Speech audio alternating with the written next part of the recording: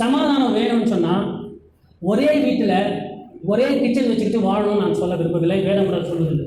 சில நேரத்தில் சமாதானத்திற்கு வாய்ப்பு இல்லாமல் இருக்கும். வேத வசனம் அங்கே என்ன சொல்லுது அப்படின்னு சொன்னால், அவர்கள் ஒருமித்து வாசம் பண்ண ஏதும் இல்லாமல் இருந்த வாய்ப்பே கிடையாது. இவருக்கு ஒரு 10,000 பேர் மேய்ப்பர்கள், அவருக்கு ஒரு 10,000 பேர் மேய்ப்பர்கள், ஒரு 20,000 பேர் ஒரே இடத்துல இருந்து, இல்லை பல 100 பல 1000 பேர் ஒரே இடத்துல இருந்தால் சண்டை வருமா வராதா? வரும்.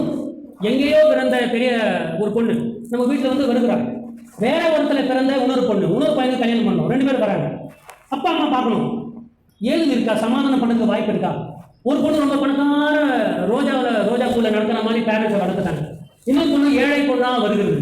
வாய்ப்பு தான் நம்ம பார்க்கணும். அப்படி வாய்ப்பு இல்லாத போது சமாதானத்துக்காக என்ன பண்ணணும் தெரியுமா? 2 பேரை சமாதானமாக பிரித்து வைக்கணும். சமாதானம் என்று சொன்னால் எப்பவுமே ஒன்னா ஒரே வீட்டில் குதிரை ஓட்டணும் நான் சொல்லவில்லை, வேதம் சொல்லுவதில்லை. சந்தோஷமா 2 பேரை பிரித்து போறது கூட சமாதானம் தான்.